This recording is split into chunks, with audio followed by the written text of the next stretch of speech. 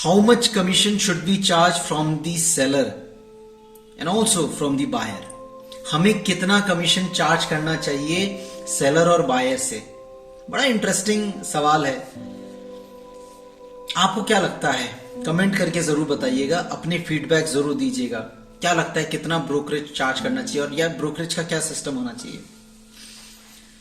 Usually India में क्या रहता है, आप भी जरूर कमेंट करके बताइएगा जिस सिटी से आप बिलोंग करते हैं, जिस स्टेट से आप बिलोंग करते हैं, वहां क्या सिनेरियो है।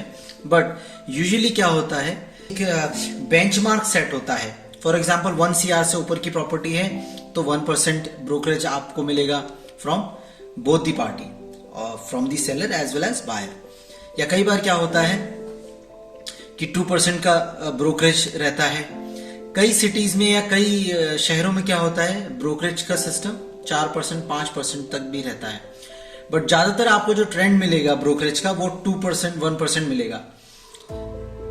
यही चीज वेरी कर सकती है अगर आप किसी सोसाइटी के प्रोजेक्ट को केटर कर रहे हो। कई बार क्या होता है, let's suppose you are a broker, आप किसी सोसाइटी का प्रोजेक्ट देख रहे हो, तो सोसाइटी क्या करती है, I mean, जो अपार्टमेंट्स के प्रोजेक्ट्स होते हैं या विलास के जो प्रोजेक्ट्स होते हैं जो लार्ज स्केल में डेवलपर होते हैं, वो लोग क्या करते हैं 8% 9% 10% का भी कमीशन स्लैब रखते हैं ताकि उनकी सेल्स ज्यादा हो। ऑब्वियसली बात है, जब ब्रोकर्स को अच्छा पैसा मिलेगा तो मोटिवेटेड रहेंगे और वो और अच्छा सेल करेंगे। तो commission is purely based on, वैसे तो जो मार्केट में ट्रेंड रहता है 2% 1% 3% इस तरह से रहता है, बट सोसाइटी या जो प्रोजेक्ट सर्व कर रहे हैं उन पे भी निर्भर करता है। उसके अलावा इस बात पे भी ब्रोकरेज निर्भर करती है कि आपके बीच में और सेलर के बीच में क्या डिस्कशन हुआ है।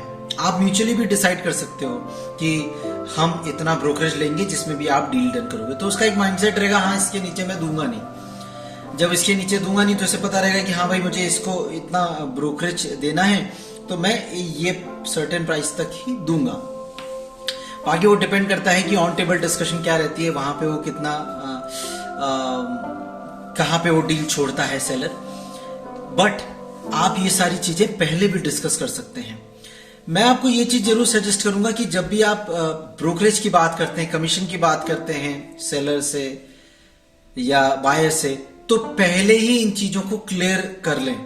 मतलब ऐसा नहीं होना चाहिए कि जब आपकी रजिस्ट्री हो रही है या during the time, at the time of registry, आप अपने ब्रोकरेज के लिए या कमीशन के लिए उनसे झिकझिक कर रहे हैं। वो बड़ा ऑड सा सिचुएशन हो जाता है, क्योंकि कई बार क्या होता है कि बायर या सेलर उस समय आपसे नेगोशिएट करने लग जाता है। तो मेक श्योर आप पहले ही, जब आप प्रॉपर्टी विजिट करवा रहे हो उससे पहले ही सेलर से क्लियर कर ले, और जिस व्यक्ति को आप प्रॉपर्टी विजिट करा रहे हैं, जिस बायर को, उससे भी क्लियर कर लें।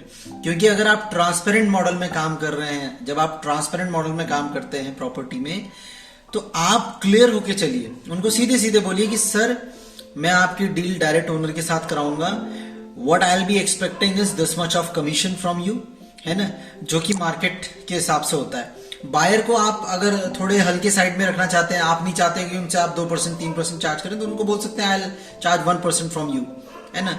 जनरली ये ब्रोकरेज रहता है 2% 3% रहता है, but I will be charging 1%, और जस्ट बिकॉज कि आपके साथ ट्रांसपेरेंट डील होगी। मतलब आपको ये पता होगा कि आप सेलर से कितने प्राइस में परचेस कर रहे हो और सेलर को भी पता रहेगा कि वो कितने में प्राइस में दे रहा है।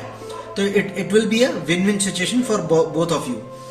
आप पहले ही ये सारी चीजें क्लियर करके रख सकते हैं सेलर और बायर के साथ, क्योंकि बात के लिए ये चीजें मत छोड़िएगा, आपको बहुत प्रॉब्लम होगी अगर आप बात के लिए छोड़ेंगे। तो 10 में से मुश्किल से 1 या 2 सेलर बायर ऐसे मिलते हैं जो वाकई में आपको ब्रोकरेज देने में जिनको खुशी होगी या कदर करेंगे वो, इसलिए मैक्सिमम से आप पहले क्लियर करके चलें।